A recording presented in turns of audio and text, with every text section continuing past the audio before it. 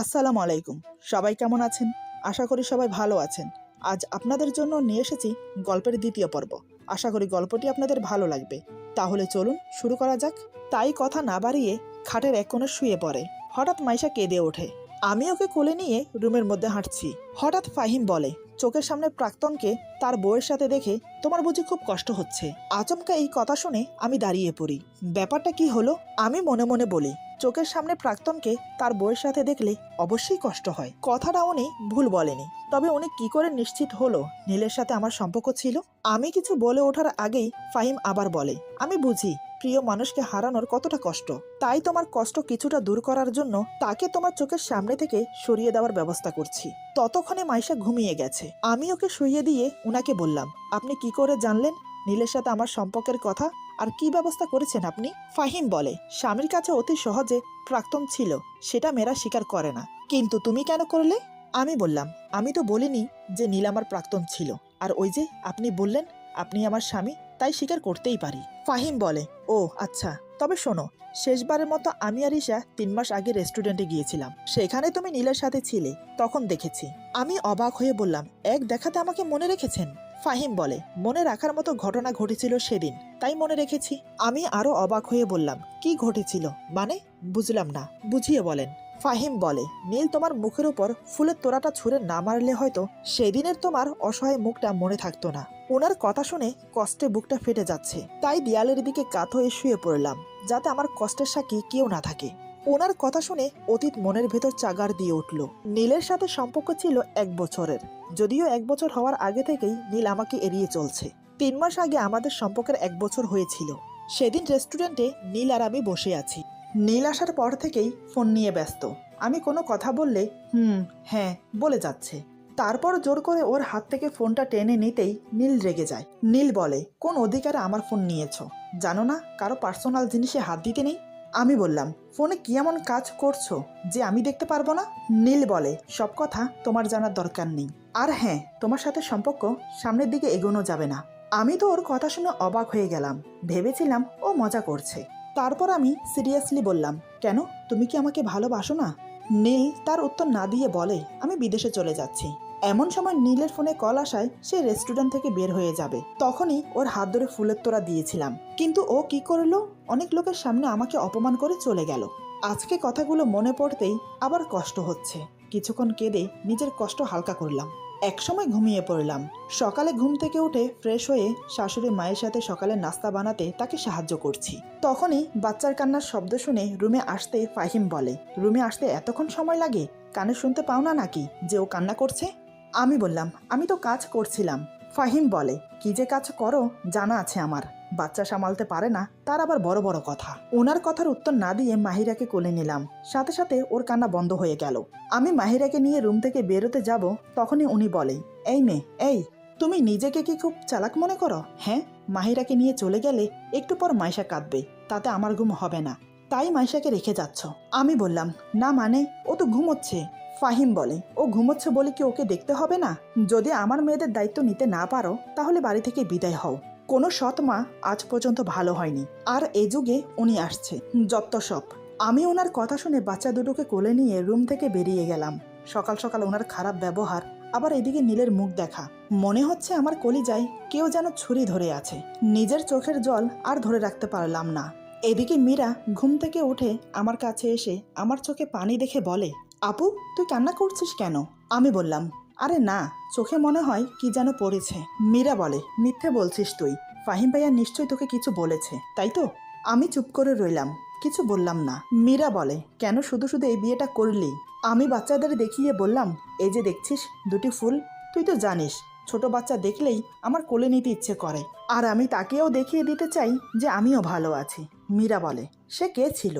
আমি বললাম, বাদ দে, তুই একটু ওদের কাছে বস, আমি একটু কাজ শেষ করে আসছি। মীরা বলে, আচ্ছা। এমন সময় কলিং বেলের শব্দ শুনে শাশুড়িমা দরজা খুলে দেয়। আমি সেদিকে ধ্যান না দিয়ে নিজের কাজে মন দেই।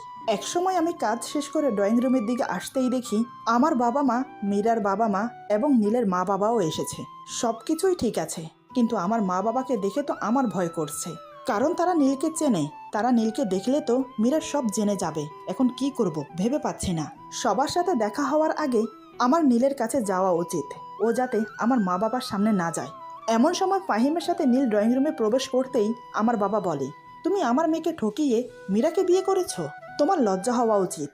যে মেয়েকে ঠকিয়েছো আবার তার বোনকে বিয়ে করেছো। তোমার বাবা মাকে দেখে তো মনে হয় ভদ্রলোক, কিন্তু ছেলেকে ঠিকমতো শিক্ষা দিতে পারেনি। বাবার কথা শুনে মীরার মা অবাক হয়ে বলে, এসব কি বলছেন? এই ছেলের সাথে ইবার সম্পর্ক ছিল?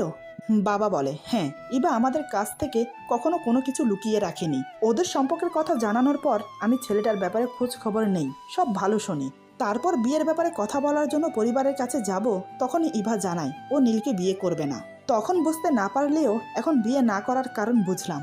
তোমার মতো ছেলেকে বিয়ে না করে ভালোই করেছে আমার মেয়ে। নীলের বাবা মা আমার বাবার কথা শুনে মাথা নিচু করে দাঁড়িয়ে আছে।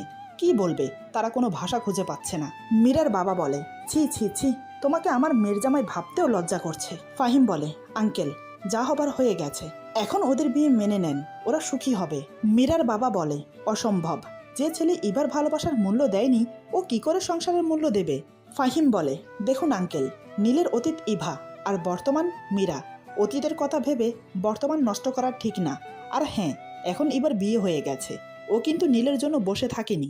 তাহলে নীল বিয়ে করলে ক্ষতি কি? মীরা সবকিছু মেনে নিয়ে সংসার করলে আপনাদের সমস্যা থাকার কথা না। আমি এতক্ষণ দাঁড়িয়ে মীরাকে লক্ষ্য করছিলাম। নীলের সাথে আমার সম্পর্কের কথা মীরা জানার পরেও কিছু বলছে না কেন? খুব স্বাভাবিক হয়ে আছে কেন? আমি মীরার পাশে গিয়ে দাঁড়িয়ে বললাম, আমার সাথে একটু এদিকে আয় তো। মীরা বলে, কেন? আমি বললাম, আগে আয়, তারপর বলছি। তারপর মীরাকে নিয়ে আমার রুমে এসে জিজ্ঞেস করলাম, নীলের সাথে কি তুই সংসার করতে চাস? মীরা বলে, হ্যাঁ চাই, ওকে আমি ভালোবাসি। আমি বললাম, আমার সাথে নীলের সম্পর্ক ছিল, সেটা তোকে বলে তোদের মধ্যে কোনো ঝামেলা করতে চাইনি। আমি জানতাম না আজ বাবা মা আসবে, নয়তো কেউ জানতো না আমাদের সম্পর্কের কথা। কিন্তু তুই বিশ্বাস কর, নীল তোকে সত্যিই ভালোবাসে। হঠাৎ মীরা আমাকে চমকে দিয়ে বলে, আমি তো আগে থেকেই জানতাম তোদের সম্পর্কের কথা। ওর কথা শুনে আমি যেন আসমান থেকে পড়লাম। কি বলছে ও? আমি অবাক হয়ে বললাম, কি, তুই আগে থেকে জানিস? মীরা বলে, না মানে ওই আর কি। আমি বললাম, মীরা, তুই সত্যি কথা বলতো, তুই আমাদের সম্পর্কের কথা জানিস? আমার কথা শুনে মীরা চেঁচিয়ে বলে, হ্যাঁ হ্যাঁ জানতাম, তোর সাথে নীলের সম্পর্ক ছিল। নীলকে একদিন কলেজে দেখেছি, তারপর থেকে ওকে ভালো লাগতে শুরু করে। তখন থেকে মনে মনে ঠিক করি, যেভাবে হোক নীলকে আমার করে ছাড়বো। কিন্তু ও কিছুতেই আমার সাথে সম্পর্কে রাজি হচ্ছে না। তাই আমি সুইসাইড করতে যাই, তখন নীল বাধ্য হয়ে রাজি হয়। কিন্তু সম্পর্কের কিছুদিনের মধ্যে বাবা আমার বিয়ে ঠিক করে। ওর পুরো কথা শোনার আগেই আমি ওর গায়ে ঠাস করে থাপ্পড় দিলাম, সাথে এটাও বললাম, তুই কোনোদিন আমার সামনে আসবি না। এবার বুঝতে পারলাম নীলের ভুল থাকলেও পুরো দোষ মীরা করেছে। শুধু শুধু নীলকে সবাই খারাপ ভাবছে, এটা হতে দেওয়া যাবে না। তাই মীরাকে নিয়ে ড্রয়িং রুমের সবার সামনে গিয়ে বললাম, নীলের কোনো দোষ নেই, একটা ভুল বোঝাবুঝির জন্য এসব হয়েছে। তোমরা কেউ নীলের সাথে খারাপ ব্যবহার করো না। মা বলে, কি এমন ভুল বোঝাবুঝি হয়েছিল যে তোর সাথে সম্পর্ক ভেঙে দিয়েছে? আমি বললাম, মা থাক না এসব, নীলের সাথে সম্পর্ক ওটা পুরনো কথা। এখন আমার সংসার হয়েছে, দুটি বাচ্চা আছে, সব মিলিয়ে আমি খুব সুখে আছি। নীলের মা বাবার উদ্দেশ্যে বললাম, আঙ্কেল আন্টি, আপনারা ওদের বিয়ে মেনে নেন, মীরা আপনাদের বাড়ির খুব ভালো বউ হবে। নীলের বাবা বলে, আমি আমার ছেলের হয়ে সবার কাছে ক্ষমা চাচ্ছি, ও যে দোষ করেছে। আমি বললাম, ব্যাস, আর কিছু বলতে হবে না, কারোর কোনো দোষ নেই, সব ভাগ্যের দোষ। মীরার বাবা বলে, আচ্ছা মা, তোর কথা মেনে নিয়ে ওদের বিয়ে মেনে নিলাম। তারপর সবাই চা নাস্তা করে চলে যাচ্ছে, ঠিক তখনই নীল আমাকে ডেকেছিল, কিন্তু আমি কথা না বলে নিজের রুমে এসে খুব কাঁদলাম। কেন মীরা আমার ভালোবাসার মানুষকে কেড়ে নিল? ওর কি ক্ষতি করেছিলাম আমি? ও আমার সাথে এমন করলো কেন? মীরার কথাগুলো এখনো আমার কানে বাজছে। খুব কষ্ট হচ্ছে, নিজের আপন মানুষ এভাবে ঠকালো। এমন সময় আমার কাঁধে কারোর হাত রাখার অনুভূতি পেয়ে পেছনে তাকিয়ে দেখলাম, দেখি উনি বাচ্চাদের কোলে নিয়ে দাঁড়িয়ে আছে। ফাহিম বলে, যা হবার হয়ে গেছে, এখন থেকে তুমি নতুন জীবন শুরু করবে, দুটি মেয়ের মা তুমি, সেটা ভুলে যেও না। এই বলে মাহিরা মাইশাকে আমার কোলে দিয়ে চলে গেল। আমি মেয়েদের কপালে চুমো দিয়ে আমার বুকের সাথে জাপটে ধরলাম। সত্যি বলতে বাচ্চাগুলো বুকে আসতেই সব দুঃখ কষ্ট যেন এক নিমেষেই উধাও হয়ে গেল। সারাদিন বাচ্চাদের নিয়ে আর শাশুড়ি মায়ের সাথে আড্ডা দিয়ে কাটলো। রাতের দিকে উনি অফিস থেকে ফিরলে সবাই একসাথে বসে ডিনার করে নিলাম। মা খাওয়া দাওয়া করে নিজের রুমে চলে গেল। আমি বাচ্চাদের ঘুম পাড়াতে ব্যস্ত হয়ে পড়লাম। ফাহিম বারান্দায় দাঁড়িয়ে আছে। একসময় বাচ্চাদের ঘুম পাড়িয়ে আমিও বারান্দায় গেলাম। বারান্দায় গিয়ে দেখি উনি সিগারেট খাচ্ছে। এই দুদিনে ওনাকে দেখে এটা বুঝলাম উনি খুব সিগারেট খায়। আমি বললাম, একটার পর একটা সিগারেট খেয়ে কি নিজেকে মহাপুরুষ মনে করেন? ঘরে দুটি বাচ্চা আছে, সেদিকে কোনো খেয়াল নেই। ফাহিম বারান্দায় দাঁড়িয়ে সিগারেট টেনে যাচ্ছে। হঠাৎ আমার কথা শুনে পেছনে ঘুরে তাকাতেই ওর হাত থেকে সিগারেট নিয়ে ফেলে দিলাম। এটা দেখে ফাহিম খুব রেগে যায়। ফাহিম বলে, তুমি এটা কি করলে? এখন এত রাতে সিগারেট কোথায় পাবো? আর মাত্র একটা সিগারেট আছে। আমি বললাম, যা করেছি বেশ করেছি, এখন রুমে গিয়ে ঘুমান। ফাহিম বলে, মুডটাই খারাপ করে দিল। আমি বললাম, আপনার মুড ভালো থাকে নাকি? সবসময় তো দেখি গোমরা মুখ নিয়ে ঘুরে বেড়ান। ফাহিম বলে, যতক্ষণ সিগারেটের ধোঁয়া উড়িয়ে ঈশাকে ভুলে থাকি ততক্ষণ আমার ভালো লাগে। আমি বললাম, আচ্ছা সত্যি কি ভুলে থাকা যায়? সারাদিন ভুলে থাকলেও দিন শেষে কিন্তু তাকে মনে পড়বেই, কিন্তু কেন এমন হয়? ফাহিম বলে, সব নিয়তির খেলা। আমি বললাম, বড় নিষ্ঠুর এই নিয়তি, আপন জনকেও চিনিয়ে দেয়। ফাহিম বলে, শোনো। আমি বললাম, বলেন। ফাহিম বলে, চিঠিটা পড়ো। আমি বললাম, মুখে বললেই তো পারেন, আবার চিঠি লেখার কি দরকার ছিল? ফাহিম বলে, বেশি কথা বলো না, এই বলে আমার হাতে চিঠিটা ধরিয়ে দেয়। আমি একটু অবাকই হলাম। তারপর বারান্দার লাইট অন করে চেয়ারে বসে চিঠিটা পড়া শুরু করলাম। ইভা, আমি জানি না কি করে বললে তুমি আমাকে ক্ষমা করবে, তবুও প্রথমে বলছি, আমাকে ক্ষমা করে দাও। আমি চেয়েছিলাম তোমাকে মীরার ব্যাপারে বলতে, কিন্তু অনেক দেরি হয়ে যায়। তোমাকে ভালোবাসি না, ভালো লাগা ছিল, সেটা মীরা আমাকে বারবার বুঝিয়েছে। তবে আমি তোমাকে ভালোবাসি, সেটা মীরাকে বিয়ে করার পর বুঝেছি, এবং মীরা তোমার খালাতো বোন সেটা বিয়ের পর জেনেছি। মীরা তোমার মতো করে আমাকে বুঝতে পারে না, তোমার মতো ও কোনোদিন ভালোবাসতে পারবে না। তুমি বিশ্বাস করো, আমি মীরাকে ইচ্ছে করে বিয়ে করিনি। সারা দিন রাত আমাকে কল করে আমাকে পাগল করে দিয়েছে। তোমাকে দেখে আমার খুব কষ্ট হয়, অনেক বেশি। 2 দিন তোমার বাসায় ছিলাম, আমার যে কতটা কষ্ট হয়েছে তা তোমাকে বলে বোঝাতে পারবো না। তোমাকে আর কিছু বলার ভাষা নেই আমার, শুধু বলবো তুমি আমার মতো বেমানের জন্য কষ্ট পেও না, নিজের সংসার নিয়ে ভালো থাকো। ইতি। চিঠিটা পড়তে পড়তে আমার চোখ থেকে টপ টপ করে পানি পড়ছে, চিৎকার করে কাঁদতে ইচ্ছে করছে। কেন আমার সাথে এমন হলো? কখনো কারোর ক্ষতি করিনি আমি, তাহলে আমার মনকে ক্ষত বিক্ষত করলো কেন? এমন সময় ফাহিম আরেকটা সিগারেট খাচ্ছে, হঠাৎ সেটা ছিনিয়ে নিয়ে মুখে দিলাম। সিগারেটে একটা টান দিতে না দিতেই কাশতে কাশতে আমার দম বন্ধ হয়ে আসলো। এটা দেখে ফাহিম আমার হাত থেকে সিগারেট কেড়ে নিয়ে বলে, ইভা, তুমি কি পাগল হলে? জানো না সিগারেট কতটা ক্ষতিকর? আমি কান্না করতে করতে বললাম, আপনিও তো খান, আপনার কিছু হয় না? ফাহিম বলে, আমি আর তুমি এক না। আমি বললাম, কিন্তু কষ্টগুলো তো কিছুটা এক। ফাহিম কি বুঝে আমার হাত ধরে রুমে এনে বাচ্চাদের দেখিয়ে বলে, আমাদের সব কষ্ট ভুলিয়ে দেবে, এই যে দেখছো এই 2টি ফুল। বাচ্চাদের মুখের দিকে তাকাতেই আমি শান্ত হয়ে গেলাম। আমি বললাম, আরে আমি তো ভুলেই গিয়েছিলাম, আমি যে মা, সন্তানদের জন্য মায়েদের সব কষ্ট ভুলে থাকতে হয়। আমি আর কারোর জন্য কষ্ট পাবো না। চোখের পানি মুছে রান্নাঘরে চলে গেলাম। তারপর দুধ হালকা গরম করে ফিটারে ভরে রুমে আসতেই ফাহিম আমাকে দেখে হাসছে। এই 2 দিন এই বাড়িতে এসেছি, আজ এই প্রথম ওনার মুখে হাসি দেখলাম। হাসলে কি সুন্দর লাগে ওনাকে। আমি বললাম, আপনি হাসছেন কেন? ফাহিম বলে, ঘড়ি দেখেছো, রাত 2টো বাজে। এখন তুমি ওদের জন্য দুধ গরম করে এনেছো, কিন্তু ওরা তো ঘুমোচ্ছে। আমি বললাম, ওদের খিদে লেগেছে, মায়েরা জানে কখন সন্তানের খিদে পায়, বুঝেছেন? এতে হাসি পাওয়ার কিছু হয়নি। ফাহিম বলে, তাই বুঝি, দেখি তো ওদের খিদে লেগেছে নাকি। আমি কোনো কথা না বলে ওদের মুখে ফিটার ধরতেই ওরা দিব্যি দুধ খাচ্ছে। ফাহিম ভ্রু কুচকে তাকিয়ে আছে। আমি বললাম, দেখলেন তো, মায়েরা বুঝতে পারে কখন সন্তানের খিদে পায়। ফাহিম বলে, সাথে এটাও বুঝলাম যে তুমি অনেক ভালো। আমি বললাম, আপনি ঘুমান, সকালে অফিসে যেতে হবে। ফাহিম বলে, এই বলে সে ঘুমিয়ে পড়ে। বাচ্চাদের খাইয়ে দিয়ে আমিও ঘুমিয়ে পড়লাম। রাতে প্রচণ্ড গরম লেগেছে। সকালে ঘুম থেকে উঠে দেখি পুরো শরীর ঘামে চুপচুপ করছে আর খুব অস্বস্তি লাগছে। তাই সকাল সকাল গোসল করেছি। ড্রেসিং টেবিলের সামনে দাঁড়িয়ে শাড়ির কুচি ঠিক করছিলাম। তখনই ফাহিম ফ্রেশ হয়ে রুমে এসে আমাকে দেখে। আমাকে দেখা মাত্রই হঠাৎ আমার গালে ঠাস করে থাপ্পড় লাগিয়ে দেয়। আমি কিছু বুঝে ওঠার আগেই শাড়ির আঁচল ঘাট থেকে ফেলে দিয়ে আমাকে ধাক্কা মারলো। তখনও পুরোপুরি শাড়ি পরা হয়নি আমার, তাই ধাক্কা খাওয়ার সাথে সাথে শাড়িতে পা পেঁচিয়ে পড়ে গিয়ে কপালটা ঠুকে গেল খাটের পায়ার সাথে। ব্যথায় মুখ থেকে স্পষ্ট সুরে বেরিয়ে এলো, উফ। এদিকে কপালটার সাথে সাথে ফুলে গেল আর গালে 5 আঙ্গুলের দাগ বসে গেল। আমি কোনো রকম শাড়িটা শরীরের সাথে জড়িয়ে উঠে দাঁড়ালাম।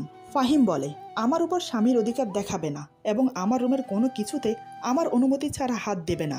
সেটা নিশ্চয় বিয়ের প্রথম দিন বলে দিয়েছিলাম তোমাকে, তাহলে কোন সাহসে এই শাড়ি পরেছ? আমি ছলছল নয়নে ওনার দিকে তাকিয়ে বললাম, না মানে? ফাহিম বলে, না মানে কি? হ্যাঁ, তোমাকে বিয়ে করেছি শুধুমাত্র আমার মেয়েদের মায়ের স্নেহ ভালোবাসা দিয়ে বড় করতে, দামি শাড়ি পরে সেজেগুজে বসে থাকার জন্য না। আমি বললাম, আমার কথাটা শুনুন। ফাহিম বলে, তোমার কি কথা শুনবো? ঈশার সাথে আমার 5 বছরের সম্পর্ক ছিল, সেখানে তুমি এসে ওকে ভুলিয়ে দিতে পারবে না। আর কোনোদিন যেন না দেখি ঈশার শাড়ি বা গহনা পরতে। আমি বললাম, আমি জানতাম না এটা ঈশা আপুর শাড়ি। ফাহিম বলে, জানো না মানে কি? মিথ্যা বলার জায়গা পাও না? আলমারিতে আমার আর ঈশার জামা কাপড় ছাড়া আর কারো জামা কাপড় নেই। তাহলে? আমি বললাম, সত্যি বলছি, বিয়ের সময় যে কয়টা শাড়ি দিয়েছেন সেগুলো ওয়ার্ড্রবের ভেতরে রেখেছি, সেখান থেকে এই শাড়িটা নিয়েছি। আলমারি থেকে কোনো শাড়ি বের করে নিয়ে আমি ভেবেছিলাম এটাও হয়তো আপনি দিয়েছেন। বিয়ের পর বাবার বাড়িতে যাওয়া হয়নি, তাই আমার কোনো জিনিস নিয়ে আসতে পারিনি, নয়তো এই শাড়ি পরতে হতো না। ফাহিম বলে, মায়ের থেকে শাড়ি নিতে পারোনি? আমি বললাম, মা ঘুমাচ্ছিল আর বৃষ্টিতে আমার শাড়ি শুকায়নি। ফাহিম যত সব বলে অফিসে চলে যায়। উনি চলে যাওয়ার পর আমি ডুকরে কেঁদে উঠি। সত্যি বলতে ঈশা আপুর শাড়ি পরে নিজেকে অপরাধী মনে হচ্ছে।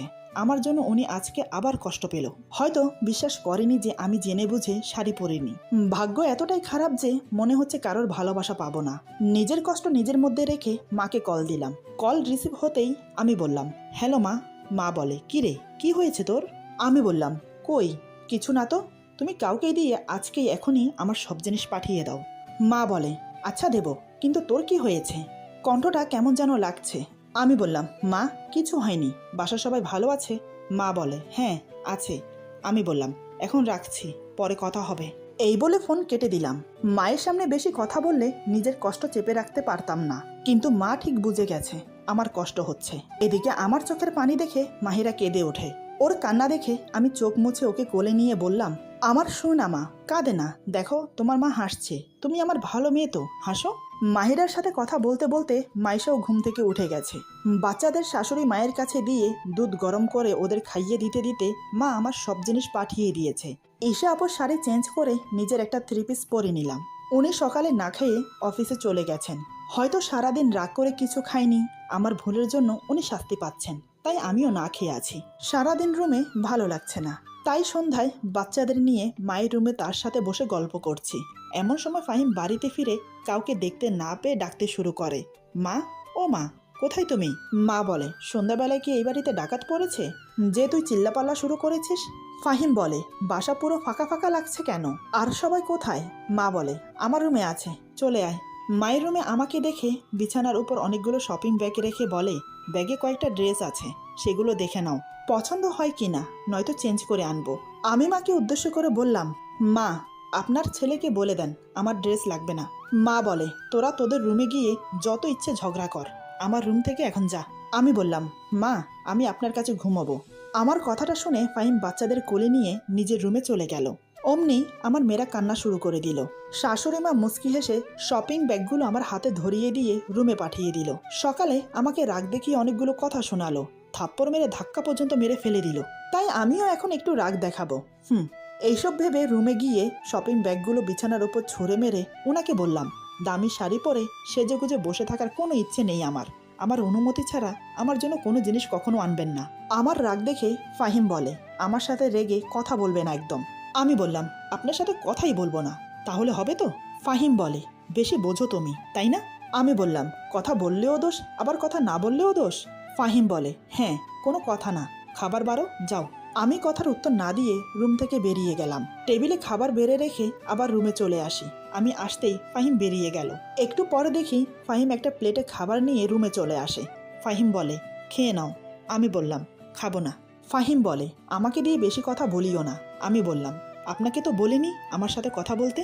ফাহিম বলে, বুঝেছি, কথা বললে কথা শুনবে না। এই বলে উনি এক হাত দিয়ে আমার গাল চেপে ধরে আরেক হাত দিয়ে আমার মুখে খাবার দিয়ে বলে, চুপচাপ খেয়ে নাও, কথা বললে সারা রাত বারান্দায় দাঁড় করিয়ে রাখবো। এই কথা শুনে আমি কথা না বলে খেয়ে নিলাম। খাওয়া শেষ হলে আমি শুয়ে পড়ি। ফাহিম বলে, সকালের খারাপ ব্যবহারের জন্য সরি।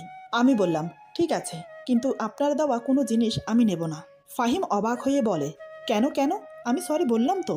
আমি বললাম, যেদিন আপনি নিজে থেকে ভালোবেসে জিনিস দেবেন, আপনার উপর আমার অধিকার থাকবে, সেই দিন আপনার দেওয়া জিনিসগুলো নেব। আমার কথা শুনে ফাহিম কিছু না বলে মুখ ঘুরিয়ে নিল। আমার কথাগুলো হয়তো কখনো সত্যি হবে না, তাই হয়তো কোনো উত্তর দিতে পারিনি। আমি আর কোনো কথা বাড়ালাম না, চুপচাপ ঘুমানোর চেষ্টা করলাম। একসময় ঘুমিয়ে পড়লাম। সকালে ঘুম থেকে উঠে ফ্রেশ হয়ে নিলাম, কিন্তু ওনাকে ডাকলাম না, কারণ আজ ওনার অফিসের ছুটি, তাই পড়ে পড়ে ঘুমোচ্ছে। আমি রান্নাঘরে গিয়ে সকালের নাস্তা বানিয়ে ফেললাম। নাস্তা টেবিলে সাজিয়ে মা আর ওকে ডাকলাম। তারপর সবাই মিলে একসাথে নাস্তা করলাম। দুপুর 12টার দিকে আমি বাচ্চাদের গোসল করিয়ে ছোট বাথটবের পানি ওয়াশরুমে ফেলতে যাব। হঠাৎ উনি কোত্থেকে আমার সামনে এসে পড়ে। আমি দেখতে না পেয়ে ওনার সাথে ধাক্কা খাই। যেহেতু বাথটবের পানি ফুল ছিল তাই আমি সামলাতে পারিনি, আমার হাত ফসকে পড়ে যায়। আমিও টাল সামালতে না পেরে পড়ে যেতে চাইলে উনি হাত ধরে ফেলে, কিন্তু শেষ রক্ষা হলো না। উনিও সেই পানিতে পা পিছলে আমাকে নিয়ে মেঝেতে পড়ে যায়। আসলে বাথটবে সাবান আর তেল মিশ্রিত পানি ছিল, যেটা মেঝেতে পড়ে পিচ্ছিল হয়ে গেছে। উনি আমাকে নিয়ে পড়ার সাথে সাথে আমরা একে অপরকে জড়িয়ে ধরি। ঠিক সেই মুহূর্তে ওনার ঠোঁট ছুঁয়ে যায় আমার ঠোঁটে। তখনই আমি শিহরিত হয়ে উঠি। আমার নিঃশ্বাস বড় বড় শ্বাসে পরিণত হয়েছে। পুরো শরীরে যেন আগুনের লাভা ছুটে বেড়াচ্ছে। উনি উঠতে গিয়ে আবার আমার উপর পড়ে যায়। ঠিক প্রথমবারের মতো ওনার ঠোঁট আবার আমার ঠোঁটে ছুঁয়ে যায়। আমি নিচে, উনি আমার উপরে, কিন্তু এমন কিছু হবে উনিও ভাবতে পারেননি। আমি নিজের মধ্যে না থাকলেও উনি ঠিক স্বাভাবিক ছিল। এবার উনি সাবধানে উঠে দাঁড়ালো, তারপর আমার দিকে হাত বাড়িয়ে দেয়।